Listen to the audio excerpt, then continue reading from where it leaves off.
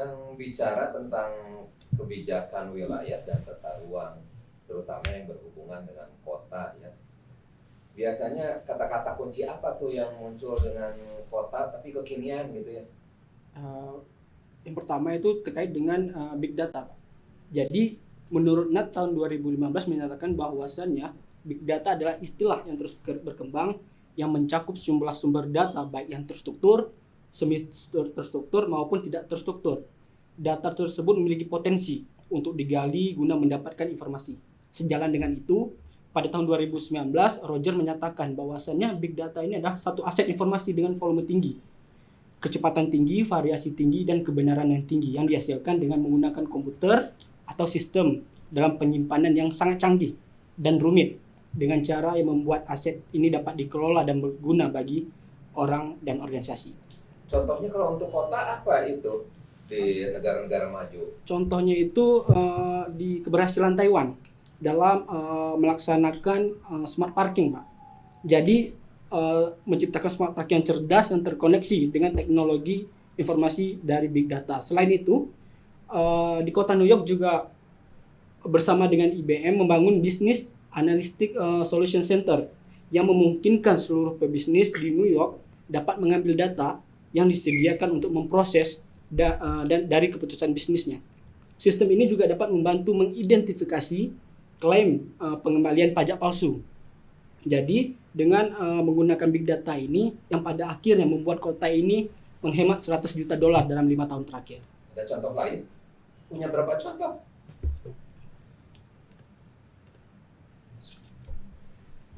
Untuk contohnya mungkin lebih ditekankan pada smart parking karena smart parking ini telah dilaksanakan di beberapa kota. Mungkin di Indonesia mungkin bisa diimplementasikan terkait smart parking ini karena penggunaan big datanya cukup sangat signifikan, membuat jadi orang mempermudah untuk mencari, apalagi dengan melihat kondisi Indonesia dengan kemacetan, dengan susah mencari tempat-tempat parking yang tersedia. Apalagi kata kunci yang berhubungan dengan kota dan kekinian. Iya, jadi selanjutnya itu ada kota berkelanjutan, Pak. Jadi mengenai selanjutnya ketika big data itu tadi sudah terlaksana, itu ditujukan untuk kota berkelanjutan. Karena PBB pun mendefinisikan bahwasanya kota berkelanjutan itu adalah sebuah kota dengan mempertahankan pasukan sumber daya alam untuk mencapai kemajuan ekonomi, fisik, sosial, dan itu ditujukan untuk mengamankan dari resiko lingkungan yang dapat menghambat dari pembangunan tersebut.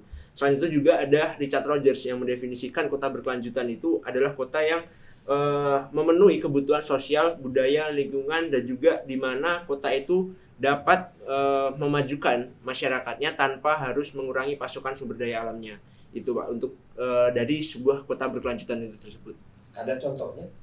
Contohnya ini menarik. Ketika kita membahas suatu kota berkelanjutan, itu ada suatu contoh di Hong Kong. Untuk kotanya itu ada wilayah di Hong Kong itu namanya Hong Kong Island, Kowloon, dan New Territories. Jadi di sana itu dibuat suatu kota di mana masyarakatnya itu tidak perlu jauh untuk mendapatkan fasilitas umum ataupun fasilitas dasar seperti pendidikan, kesehatan. Jadi sistem kota di sana itu dibuat tidak ada kemacetan. Karena memang kemacetan yang terjadi kan ketika kita ingin akses ke jauh sana, ke jauh sini gitu. Karena memang jauhnya akses fasilitasnya. Nah, di sana itu dibikin pemerataan fasilitas sehingga masyarakatnya itu tidak perlu jauh-jauh dan itu hanya bisa diakses 15 menit jalan kaki dari rumahnya masing-masing. Ini suatu konsep yang sangat bagus dari kota berkelanjutan itu sendiri. Ada contoh lain, kata kunci apa ya? Sebetulnya masih ada contoh lain. Salah satunya itu adalah aktivitas perkotaan ya Pak, kalau misalnya kita membahas terkait kota itu.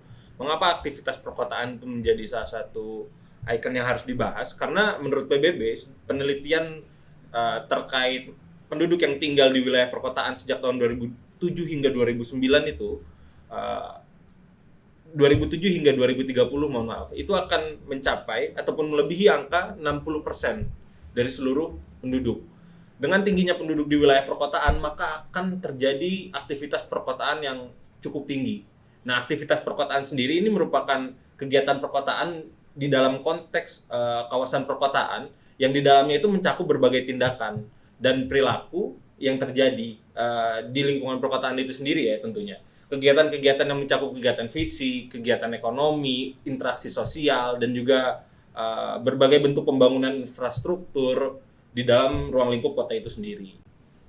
Gitu. Ada contoh apa? Contohnya seperti bagaimana? Terkait contoh dari aktivitas perkotaan ini ada di kota Lublin di Polandia. Lublin ini merupakan salah satu dari 10 kota terbesar di Polandia yang penduduknya itu mencapai 330.000 orang. Dan studi kasus terkait aktivitas perkotaan di kota Lublin, Polandia ini menekankan terhadap tingginya aktivitas perkotaan dalam konteks generasi Z. Generasi Z di sini berfokusnya itu terhadap mahasiswa. Mengapa aktivitas perkotaannya itu tinggi? Karena di kota Lublin itu sendiri terdapat 9 universitas, 5 diantaranya universitas negeri. Dan total mahasiswa di kota Lublin yang aktif itu sekitar 65.000 mahasiswa, atau mencapai 19% dari total penduduk di kota Lublin itu sendiri. Sehingga dengan tingginya aktivitas perkotaan ini perlu ditingkatkan mulai dari infrastruktur, suprastruktur, dalam konteksnya itu rute bus troli, depo, dan juga persimpangan, jalan baru, pedestrian, dan juga sistem manajemen transportasi umum untuk mempermudah aktivitas perkotaan itu sendiri sebetulnya. Ada apa lagi kata kunci yang berhubungan dengan kota? Ya Pak, jadi elemen-elemen ketika kita bicara terkait kota, itu semua akan membentuk menjadi sebuah sistem, gitu ya Pak. Nah, sistem kota sendiri kalau menurut Fisher pada tahun 1983 itu didefinisikan sebagai sekumpulan kota-kota yang saling tergantung satu sama lain, yang kemudian secara fungsional dalam suatu wilayah itu berkaitan begitu. Sehingga sistem kota-kota itu juga berarti hubungan antara beberapa kota yang terjadi secara saling terkait sehingga mendatangkan manfaat untuk kota-kota yang berada di lingkungan sekitarnya. Jadi kunci bagi pertumbuhan sekaligus pemerataan di suatu wilayah kota adalah penciptaan hubungan itu sendiri Pak, keterkaitan di antara kota-kota tersebut yang saling menguntungkan, kemudian bisa berpengaruh terhadap pertumbuhan yang positif terhadap kota-kota di sekitarnya. Nah, karena ketika tidak adanya keterkaitan antara kota-kota tersebut, maka pusat pertumbuhan akan menghambat adanya satu pusat pertumbuhan saja, itu justru akan menghambat proses penyebaran kemajuan ke wilayah lain yang berakibat juga pada intensitas atau konsentrasi kegiatan di mana hasil-hasil pembangunannya hanya bertumpu pada satu kota saja, begitu Pak. Ada contoh, contoh. Jadi kalau bicara terkait sistem kota sebenarnya ada beberapa perspektif begitu ya Pak, yang melihat apa urban system itu sendiri. Ada European perspektif itu dia melihat sistem kota ini berdasarkan hierarkis begitu Pak.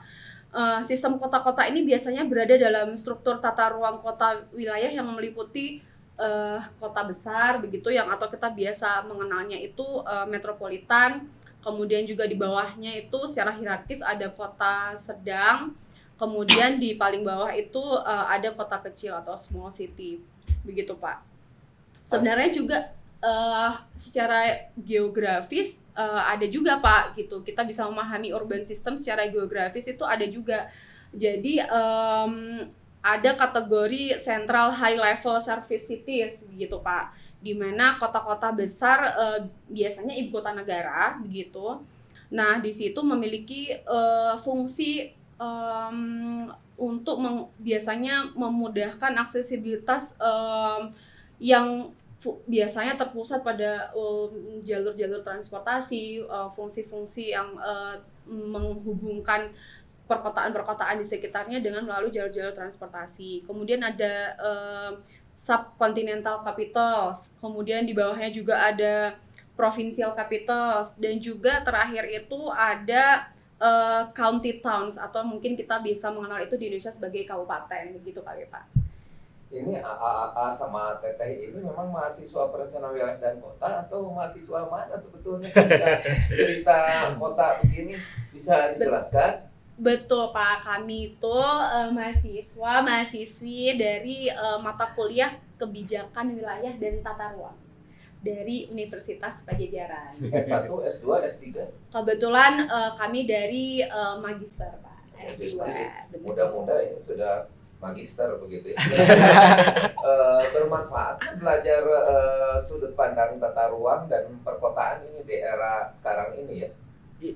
Jadi cukup menarik Pak, dan terkait kebijakan wilayah dan tata ruang ini kan, apalagi ketika melihat kita Indonesia sebagai wilayah yang sangat besar dan berbagai kota yang masih cukup marut gitu dalam penataan kotanya. Jadi ini sangat bermanfaat ketika memang kita dari sudut pandang kebijakan mempelajari tata wilayah dan ruang kota itu sendiri. Kira-kira dengan kondisi perkotaan di Indonesia, ada nggak saran dari masing-masing tadi kata kunci begitu ya, terkait dengan penyelesaian persoalan kota-kota di Indonesia? Mungkin siapa yang bisa ini?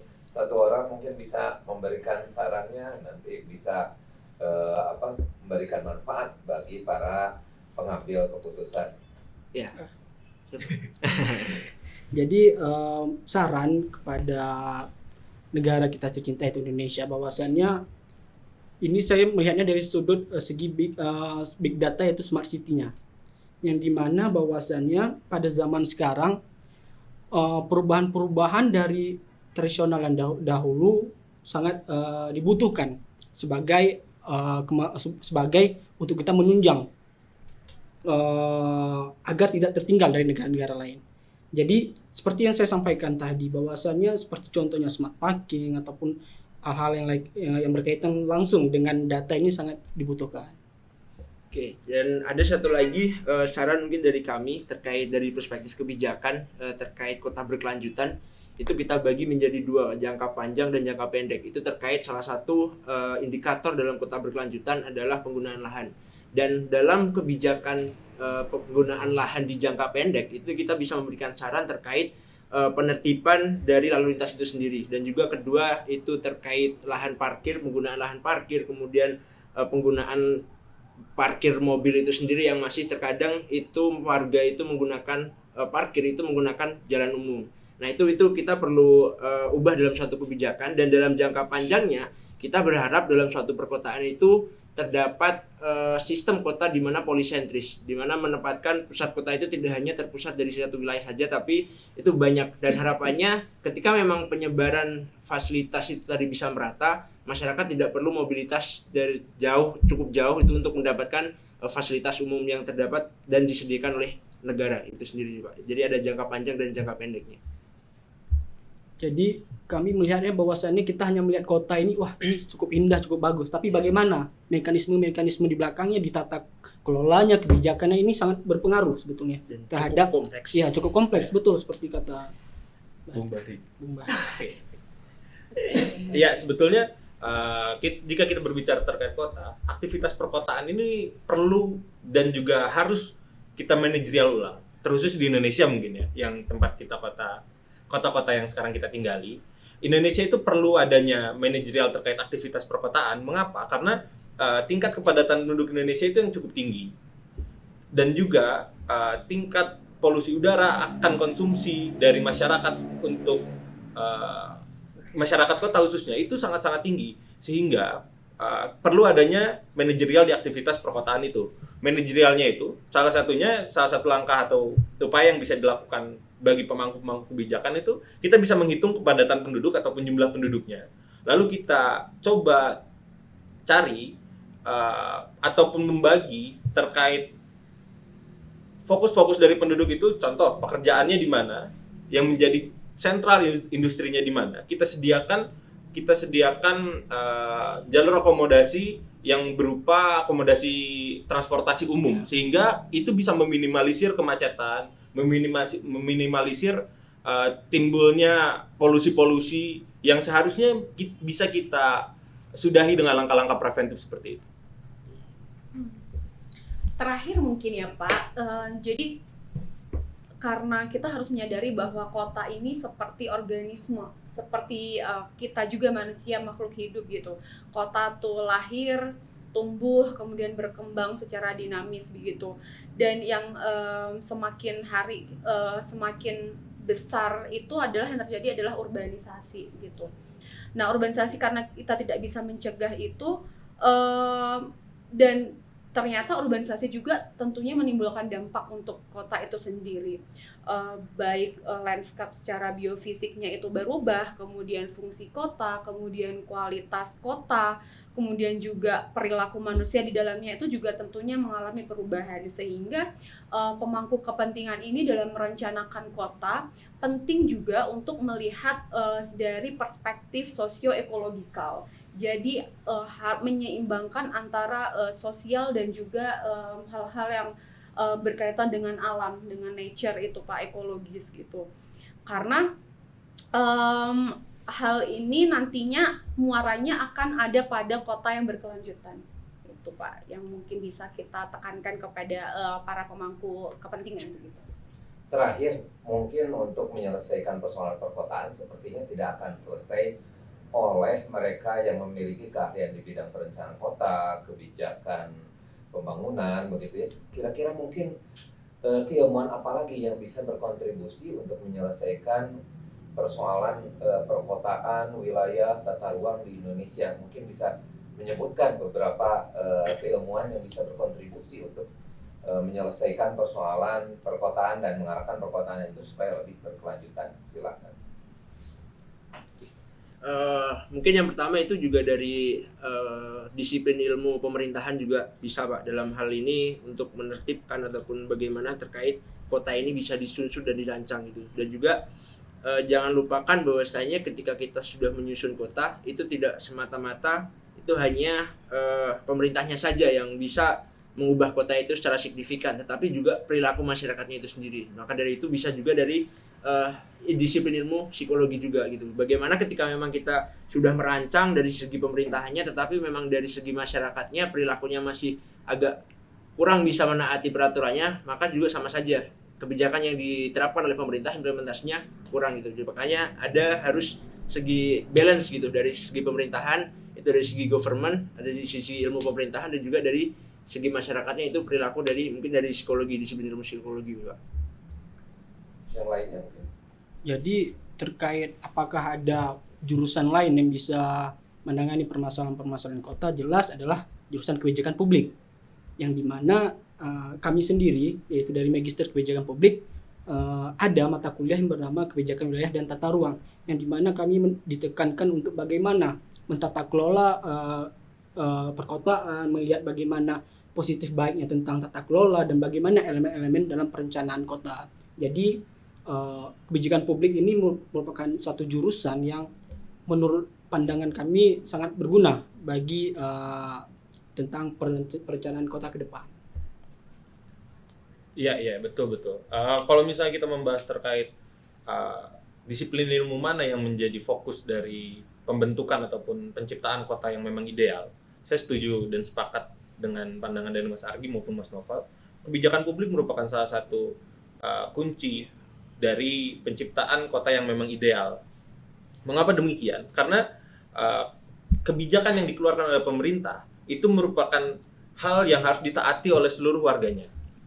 Kebijakan yang baik akan berimplikasi baik terhadap warganya. Begitupun dengan kebijakan-kebijakan yang kurang baik ataupun perlu diperbaiki ulang mungkin ya. Nah, dari kebijakan publik tersebut itu akan menjadi keputusan mutlak bagi pemerintah selaku stakeholder utama dari penciptaan kota yang memang layak dan juga ideal untuk bisa memberikan suatu kesejahteraan ataupun kelayakan hidup bagi masyarakatnya, seperti itu.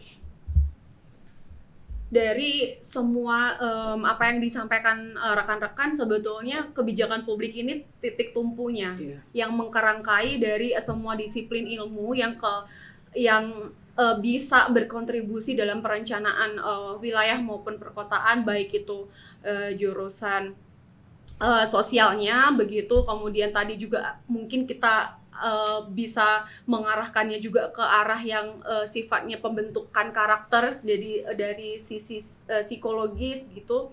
Kemudian juga ada sisi perencanaan kota itu sendiri, pembangunan wilayah begitu.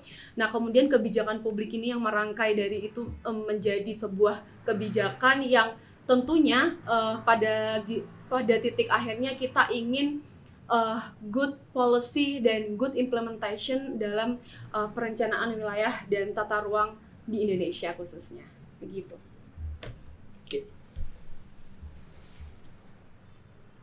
WA ke saya ini. Oh.